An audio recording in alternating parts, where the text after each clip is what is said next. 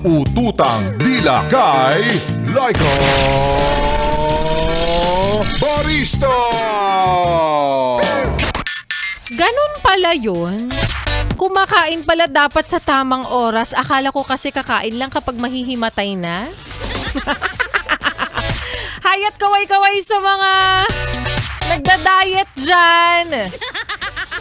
Oh, kumakalam na ang sikmura. Nanginginig na ang mga kamay.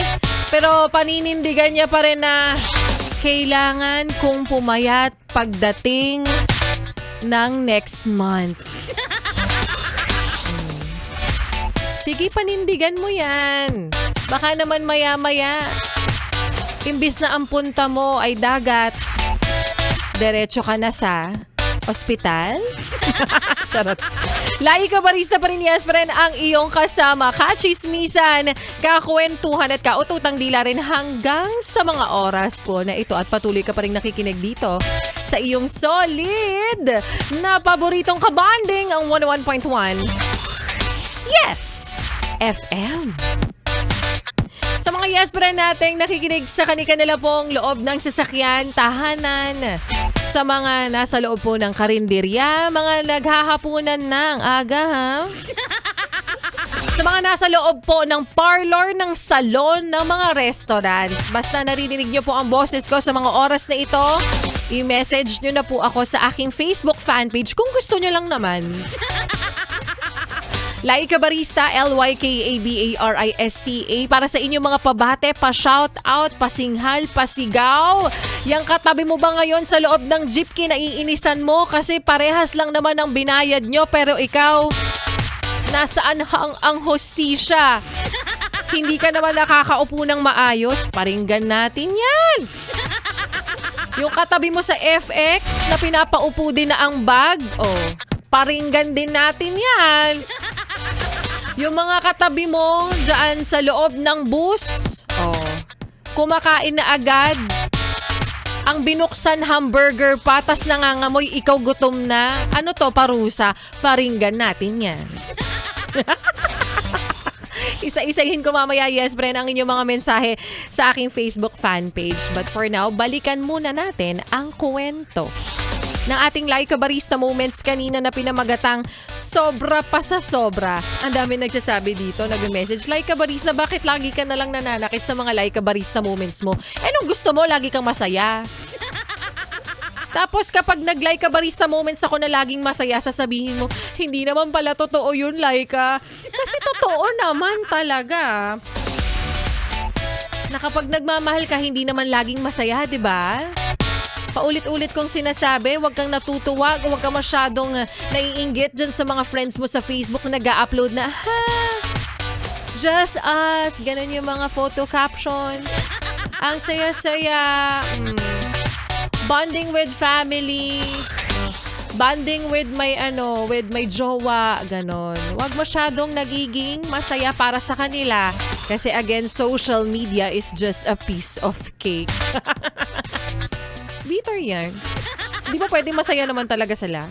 Kaya nga sabi ko, hindi naman lahat. Ang 8888. Charot. At ang kwento nga ng ating Laika Barista Moments kanina, yes, friend, na sobra pa sa sobra, yung hindi trabaho para sa taong ito na mahalin ka. Yung ganong pakiramdam, hindi obligasyon para sa kanya na iparamdam na mahalaga ka.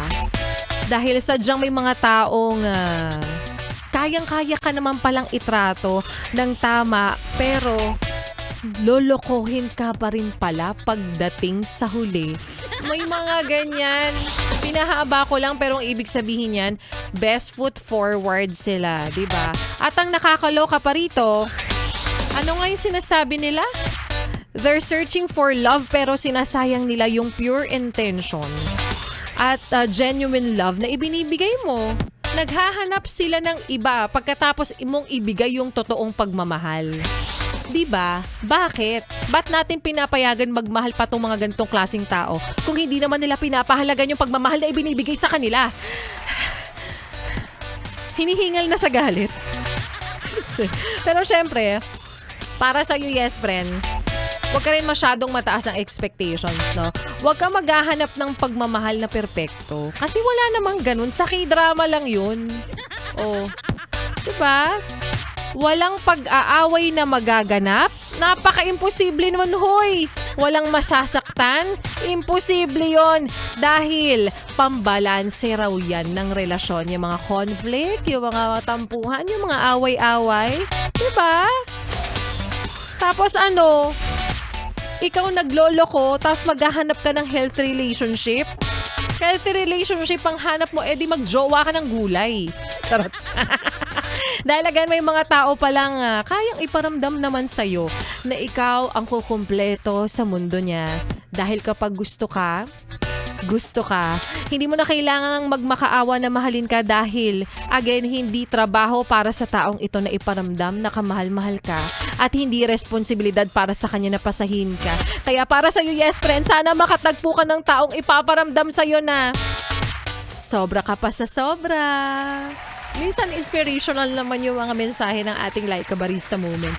O ito, mas mai-inspire ka dahil oras na para ibigay na nila Like a Barista ang tumataginting na 500 piso na hatid po sa atin ng Pride Detergent by ACS. Pera, pera, pera, pera lang yan. ACS. Pera, pera, pera, pera lang yan. ACS. Para po sa ating like katanungan kanina na, ano ang katumbas o ang ibig sabihin ng salitang matigas ang leeg?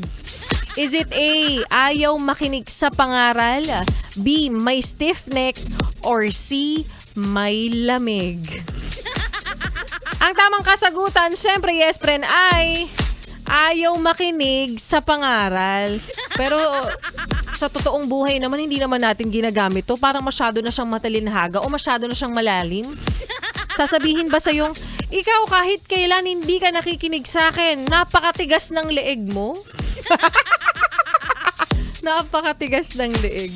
Congratulations sa ating yes friend na tumumpak. Ang tamang kasagutan, ayaw makinig sa pangaral. Sabi niya, ng ating winner ngayon, ang tagal-tagal na daw niyang sumasali at sana pala rin na daw siya ngayon. Kaya naman heto na natupad na ang iyong kahilingan. Congratulations to Edwin Monteros! Edwin Monteros, 500 piso ang para sa'yo. Natupad na ang iyong kahilingan.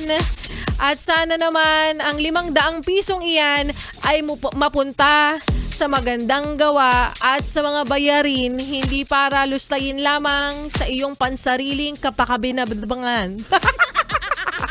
Kapakibakanabangan? Basta yung mangikinabang ka. Kapakinabangan. Kayo nga try nyo, tatawa-tawa kayo dyan. Kayo, sige. Tang twister, 5, dire-diretso, 500 piso, Kapakinabangan, kapakinabangan, kapakinabangan, kapakinabangan, kapakinabangan, kinaya ko. Hala, kalaban yung sarili, B. Congratulations again sa ating yes friend na si Edwin Monteros. 500 piso ay naghihintay sa'yo. Hintayin mo lamang. Oo, maghintay ka. Mag-reflect na sa iyong account yan. Dahil itatransfer na yan maya-maya lamang ni Bea Bugs. 500 piso again. Nahatid po sa'yo ng Pride Detergent by ACS. Pera, pera, pera, pera lang yan. ACS. Pera, pera, pera, pera lang yan. ACS. happy listening sa mga yes pa rin natin na si Jacob, si Melody Taler, si Haitem Ampase, Leia Rose, si Earl Matthew Quevedo, si Shai Garduño, si Abby Naval. Ayan. Hello sa inyo and ingat sa biyahe kung nasaan man kayo. Sabi ni Earl Matthew dito, like a barista, hindi mo ko sinama. Bakit? Saan kita isasama, B? And sa mga yes pa rin natin patuloy na nakikinig sa mga oras na ito, huwag nyo nang ilipat ang yung stasyon dahil may nangyari, naglipat na, namatayan ng kuko. Ituloy nyo pa ang pakikinig nyo sa mga kantahan ko ngayong hapong ito dahil susunod na ang programa ni Ganda Wanda, 6 to 9 p.m. At ito pa ang mga latak na kantahan nila Ikabarista kasama ang susunod nating tugtugin na para sa'yo. nakaka-relate ka talagang tunay. Kasi hanggang ngayon, mula noon hanggang ngayon, naniniwala ka na may pag-asa at naniniwala kang suswertihin ka sa programa nila Ikabarista na mananalo ka ng 500 piso. Kaya naman here's mula noon hanggang ngayon. Dito pa rin sa iyong solid na paboritong kabanding, ang 101.1 Yes FM. Solid!